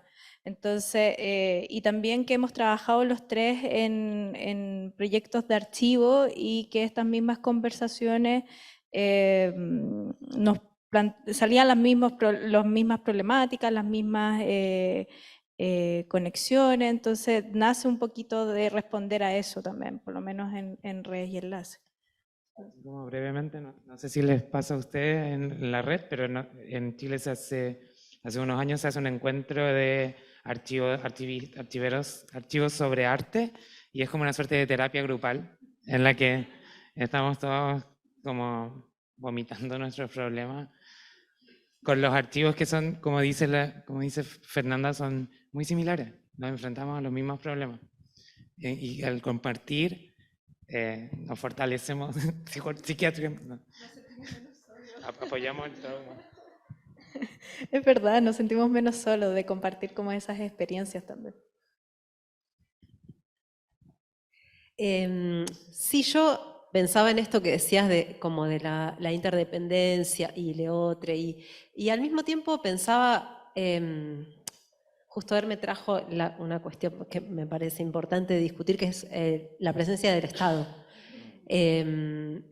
Me parece que a diferencia por ahí de los hongos y de tal, podemos elegir de quién dependemos, ¿no? No lo digo solo en relación al Estado, ¿no? Sino también en esas complicidades necesarias que para cualquier proyecto, digo, ¿no? Pero bueno, para los archivos todavía más. En un momento, por lo menos en Argentina, me imagino que la mayoría de ustedes conocerá la etapa que se nos viene en Argentina, con un candidato de extrema derecha que va a asumir la presidencia, y en donde precisamente valores que damos por sentado, por ejemplo, el común o la memoria, son valores que dábamos por sentados y que están totalmente amenazados hoy, ¿no? Amenazados de extinción, digamos. Y eso me parece que es muy importante tenerlo en cuenta porque obviamente que este es un lugar de refugio, ¿no? Y que estamos, bueno, todos como tratando de hablar un mismo idioma, pero después volvemos a nuestros lugares y me parece que es importante preparar o que estos lugares también nos sirvan como plataformas para pensar estrategias de supervivencia para el futuro, ¿no? Porque esto definitivamente va a cambiar este estado de cosas y me parece como importante discutirlas, ¿no? Esa idea como del Estado como el bien común es lo que está amenazado, ¿no? Justamente como en este contexto. Incluso, yo estoy como mucho pensando últimamente esta cuestión de los archivos situados, ¿no? Porque hay un montón de problemas que tenemos en común y un montón de otros problemas que no, ¿viste? Que tienen que ver con cada coyuntura, con... charlábamos ayer, por ejemplo, eso que vos diste una cosa re linda en el desayuno, estábamos hablando como de de aceptar que los archivos como desaparecen y los documentos ya como que en un punto no podemos preservar todo. Y yo lo pienso en Argentina en este momento y me parece un lujo poder pensar así. O sea, en Argentina yo creo que no nos podemos dar el lujo de ahora pensar que es posible que las cosas desaparezcan, ¿no? Por lo menos durante los próximos 4 años no. Y eso es un pensamiento muy situado, ¿no? Porque sí hay contextos en donde es posible pensarlo hasta filosóficamente esta cuestión, ¿no? Pero tenemos como una realidad de una urgencia tal, y vos dijiste una cosa re linda en el desayuno sobre eso, sobre la muerte y pensar los archivos como... Va a decirlo vos, no sé. No. Sí, pues hablábamos en alguna mesa que decíamos que nosotros para intervenir estos registros, primero tuvimos que declarar los muertos, ¿no? Porque hay un compromiso de volverlos a mirar, pero en realidad nadie garantiza que realmente podamos encontrar algo. Entonces, para no sentirnos mal, ¿no? Es decir, bueno, esto de por sí ya está muerto, entonces lo que encontremos es una parte de esa memoria que se pudo haber retenido en estos materiales audiovisuales. Entonces, muchas veces tenemos que tener muy claro, ¿no? Que lo que hacemos, ¿no? Ya son actos de sobrevivencia, no de nosotros, sino de esos materiales que están ahí tratando de resistir, ¿no? Y necesitan de nuestro trabajo, de nuestro interés, ¿no? Para poder persistir, para poder resistir. Y eso, pues, está sumado a esta actividad. Nosotros retomamos esta forma de encuentro y bueno, a lo que yo vengo con esta claridad, y es una encomienda desde Oaxaca, es que lo que les hablé hace un momento de que hace 10 años, ¿no? En 2013, 2014 más bien, hicimos el primer encuentro de archivistas audiovisuales. Entonces no es fácil encontrarse. Nos estamos organizando el segundo encuentro 10 años después. Eso es un claro ejemplo de que es súper complicado encontrarse, reunirse. Bueno, ya atravesamos una pandemia, eso es una justificante, pero encontrarnos no es fácil, y mucho menos a nivel Latinoamérica y mucho menos a nivel global. Pero este esfuerzo que está haciendo la gente que trabaja en este museo, las compañeras que hacen posible que podamos reunirnos desde distintos lugares, pues decíamos, bueno, como los latinoamericanos tenemos que venir hasta España para poder encontrarnos, ¿no? Muy lejos de nuestras tierras para podernos encontrar, pero ese es el vivo ejemplo de que hay iniciativas y hay esfuerzos desde distintos lugares que lo hacen posible. Por ello, hago esta invitación a que podamos encontrarnos en Oaxaca para el siguiente año. No sabemos todavía la dimensión, cómo lo vamos a resolver, pero los invitamos con todo el corazón, que podamos encontrarnos y podamos compartir estas experiencias, ¿no? Porque es importante, ¿no? No se está dando en todos lados, o si se están dando son hechos aislados y difícilmente nos encontramos. Entonces, todo este esfuerzo debe de aplaudirse, debe de valorarse, porque ahí estamos las comunidades indígenas originarias también, esperando que también nos encaminen también juntos encontrar esas soluciones, ¿no? Que están ahí, estos archivos, ¿no? Que están ahí agonizando. La memoria persiste porque seguimos bailando, porque seguimos hablando, porque seguimos cantando, pero los archivos no tienen garantía, los archivos caducan, ¿no? Los archivos van a perecer, ¿no? Ya sea por este nacimiento de hongos, ¿no? Que no es la destrucción lo que ellos quieren, ¿no? Lo que nos están dando es este llamado de alerta que nos remite a que le tengamos cuidado, que valoremos lo que tenemos. Eso pasa con el maíz. Al maíz le sale el hongo, no porque quiera destruirlo, sino para que como personas que nos nutrimos de ese alimento, necesitamos cuidarlo, conservarlo o volverlo a sembrar. Creo que esa es este trabajo que están ustedes haciendo, pues yo lo agradezco, lo aplaudo y espero que se siga dando, que otras personas puedan participar, que otros colectivos puedan venir y nuestro compromiso que nos llevamos, en este caso que vengo en representación de TV Tamix, es compartir y amplificar que lo que se está haciendo, ¿no?, en este encuentro, pues es justamente hacer visible lo que estamos haciendo, ¿no?, desde nuestras tierras, desde nuestros pueblos. Eso es lo que nosotros nos comprometemos a llevar, ¿no?, amplificar lo que hemos aprendido.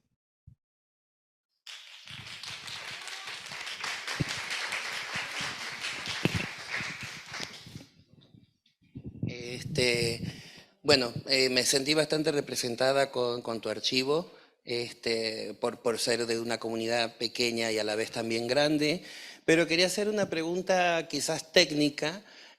Por ejemplo, para nosotros, para limpiar las fotografías o los negativos, usamos la solución 70-30 en alcohol, pero en el video decía solamente alcohol. Quería saber si era 70-30 de alcohol con agua o era alcohol puro.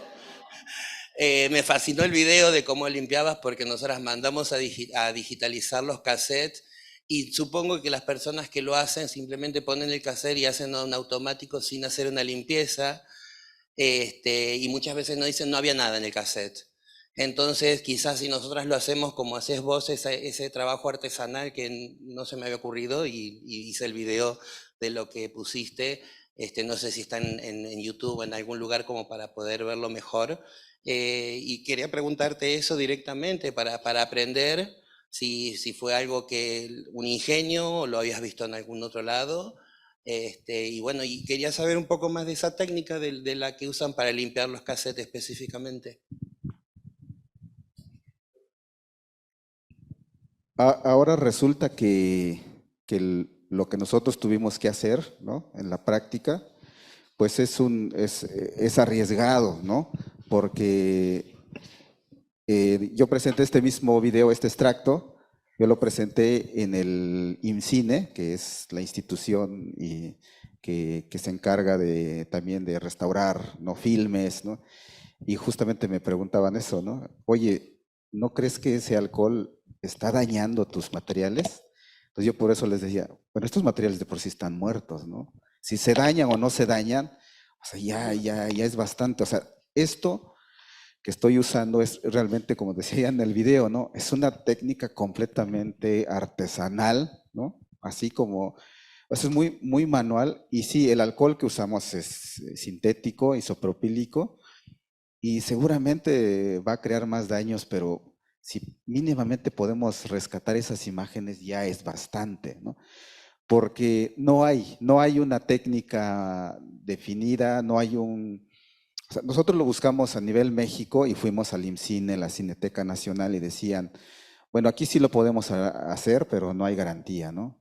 Entonces decía, bueno, yo tampoco quiero llevar estas imágenes a la institución, porque una vez que ingresan, posiblemente ya no van a retornar, ¿no? Entonces, arriesgarse a hacerlo es justamente ponerlo a prueba, ¿no?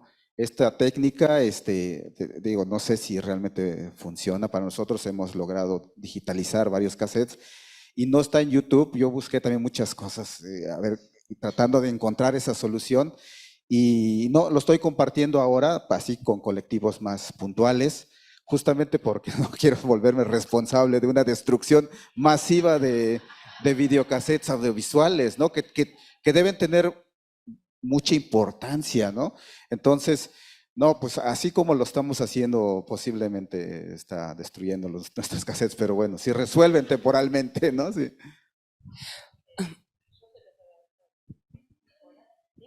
Ese guardado de video no lo daña, está bien. El alcohol isopropílico está bien, no le va a hacer nada malo. No estás haciendo una apología de la destrucción, tranquilo. Está bien la técnica.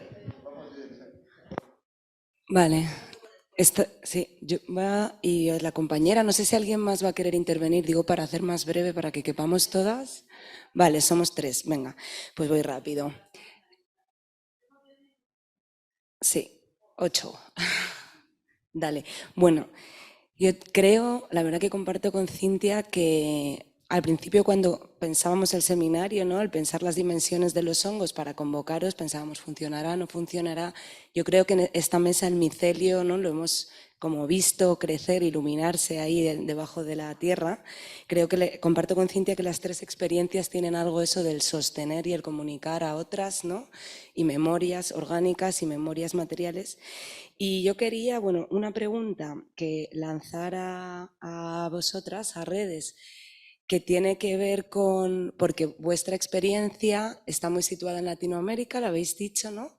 Por ejemplo, Archivos del Común ha estado muy situado en todas sus ediciones entre Europa y Latinoamérica, porque es también la relación de la red y el museo, ¿no? Que se nutre. Ha habido también experiencias de Norteamérica y de otros lugares, pero está como muy condensada ahí, y quería saber si conocéis otras redes que hagan un trabajo similar al vuestro en otro ámbito que no sea el latinoamericano. Por saber si hay otras resonancias o iniciativas así. Y luego, bueno, quería, Hermen, primero agradecerte enormemente lo que has dicho, que nos emociona y que da sentido al trabajo que hacemos juntas con la red hace mucho tiempo. Y bueno, como que me he emocionado mucho en descubrir como un micelio subterráneo también que nos une al ver tu presentación, porque quería compartir muy brevemente la experiencia de que, bueno, en 2020 el Ejército Zapatista de Liberación Nacional publicó un comunicado contando que iniciaban un viaje, ¿no? mundial y que venían a Europa y en plena pandemia, y en ese momento España era uno de los países a los que iban a venir, y en la ciudad de Madrid, desde los movimientos sociales, desde los centros sociales autogestionados, organizamos el encuentro de Luchas por la Vida para acoger a la delegación de las 400 zapatistas, y desde el museo también nos sumamos a ese encuentro y vinieron al museo, hicimos un programa de actividades muy hermoso. Pero lo que quería contar es que uno de los ejes que se organizó tenía que ver con la comunicación y la documentación, en el que aprendimos la práctica de medios libres, ¿no?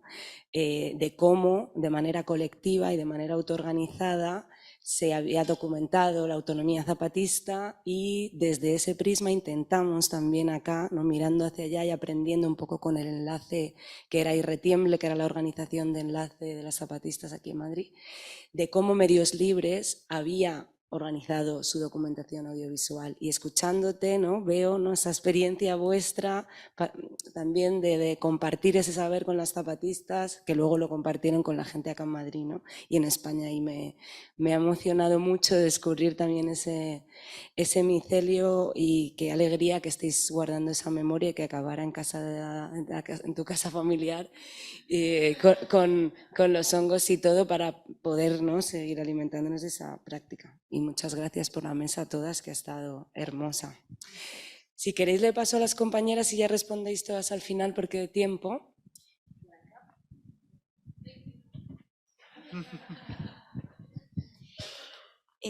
Bueno, muchas gracias por las presentaciones, estuvieron todas súper interesantes. Yo, bueno, brevemente me quería detener un poco en los procesos técnicos que hay a distintas escalas en sus 3 proyectos, y sobre todo dependiendo del aparato dispositivo de difusión que se utilizan para activar estos archivos. No sé, pienso en el tema de la radio y la TV, que era lo que hacía sentido para tener este contacto, comunicación con las comunidades. Y pienso sobre todo en el tema del sentido, particularmente como para el quién va dirigido o con quién quiero hacer conexión, porque, y sobre todo a partir de la pregunta que hizo Herme, ¿no? Como cómo construir desde un pueblo con medios digitales. De repente, para uno, el paso a la digitalidad es obvio y no se detiene a pensar como cuáles son las ganancias y las pérdidas de la digitalización, porque en realidad uno lo obvia y dice, ya, claro, tengo que hacerlo digital porque llego como a un público más masivo.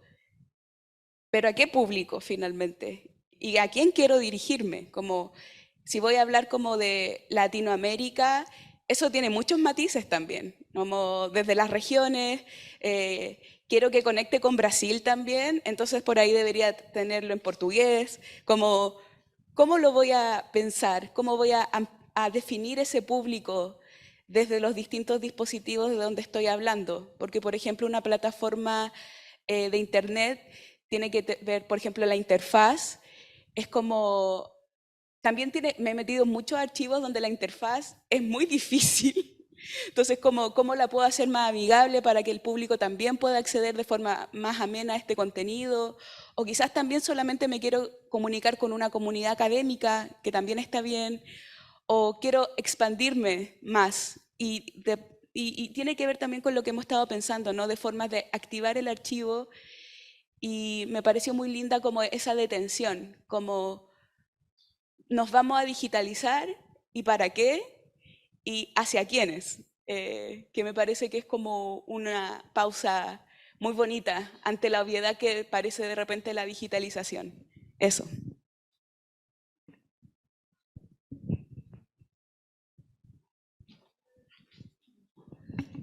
Qué presión, de verdad.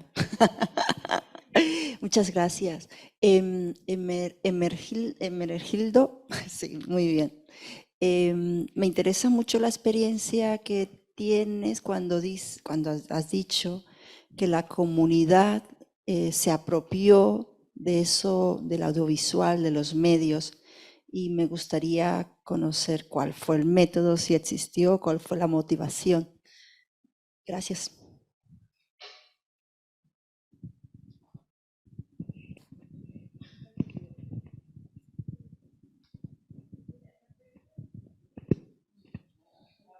Ahí sí, como que tarda un poquito.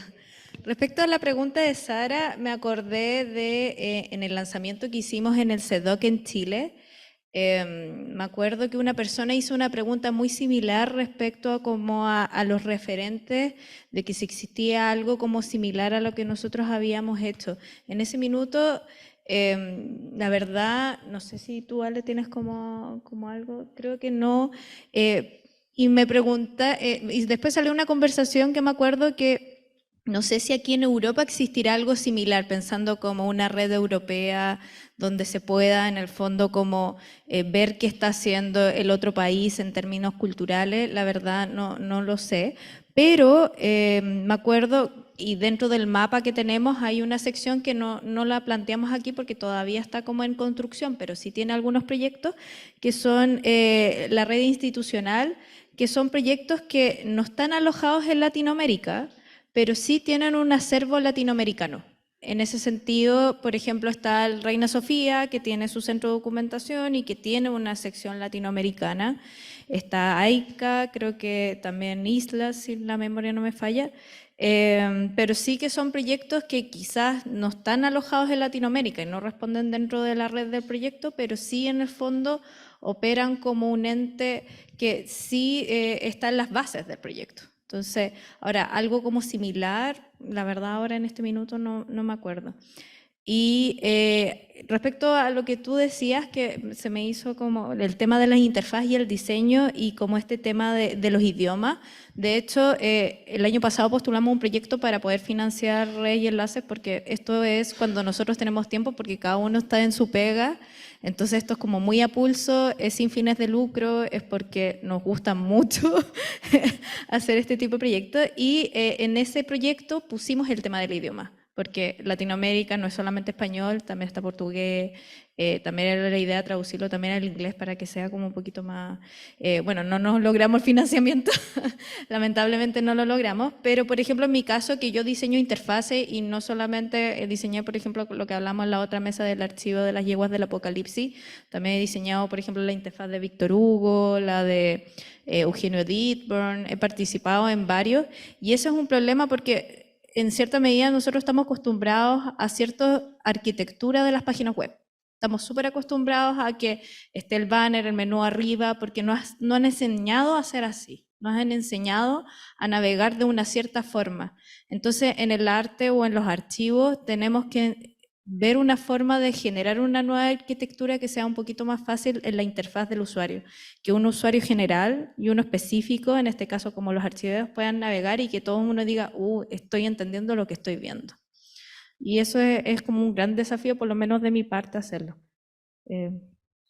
Sí, voy a tratar de responder a las dos preguntas. Y creo que lo que nosotros no estamos usando desde las comunidades es el concepto de acervos ni repositorios, porque pues, es algo que no existe en las comunidades. Sin embargo, lo más cercano que hemos encontrado es crear espacios de archivo y memoria, retomando el concepto de espacio en los pueblos donde todo espacio es sagrado, ¿no? Un espacio, el hogar es un espacio sagrado, un centro ceremonial es un espacio sagrado. Entonces lo que nosotros hemos encontrado es que lo que poseemos, que es un archivo audiovisual, se tiene que adecuar a esos espacios. ¿Qué significa? Que los audiovisuales no tienen que estar alojados necesariamente en la red. No todo tiene que estar alojado en la red, porque no todos tenemos internet. No todas las personas tienen acceso a la tecnología actual a través del internet. Entonces, que no debemos abandonar las prácticas pues de campo, ¿no?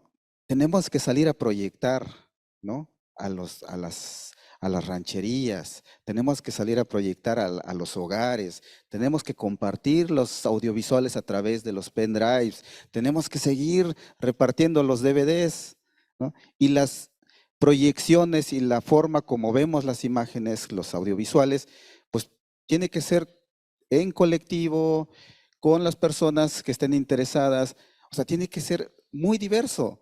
El hecho de que exista hoy la digitalización no significa que todo tiene que estar en una sola plataforma. ¿Por qué? Porque no todos tenemos las mismas posibilidades. ¿Cómo hemos hecho las comunidades? Pues es apropiarnos de las herramientas y adecuarlas a las necesidades de las propias comunidades. El aprendizaje, el uso del sonido, de la radio, del video, de la televisión, de la fotografía, ha sido eso, justamente apropiarnos, ¿no? Y generar desde ahí esa forma de cómo queremos retratarnos, cómo queremos vernos y cómo queremos comunicarnos.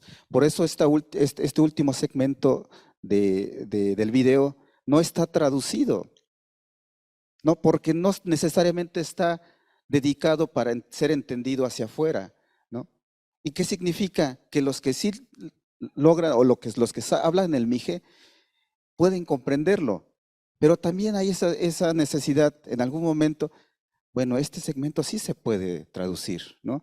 Porque también hacia afuera hay interés. Entonces, es la apropiación de las herramientas. El uso la deciden las comunidades.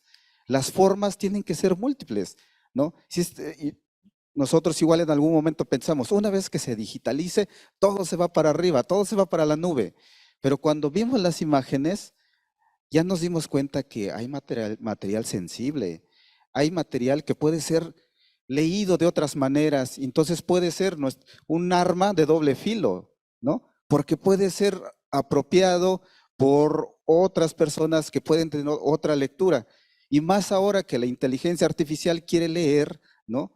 Quiere apropiarse de esas lecturas, entonces eso mete más miedo a las comunidades, ¿no? Preocupa a las comunidades. Hay un colectivo cercano a nosotros, un pueblo vecino que dice, Lo que alojemos en la nube tiene que estar en nuestra lengua y en nuestra escritura. Tenemos que llegar al punto de que los metadatos tienen que escribirse en nuestras propias lenguas. ¿Por qué? Porque solamente nosotros que conocemos sabemos lo que queremos mostrar, pues tiene que ser en nuestra lengua.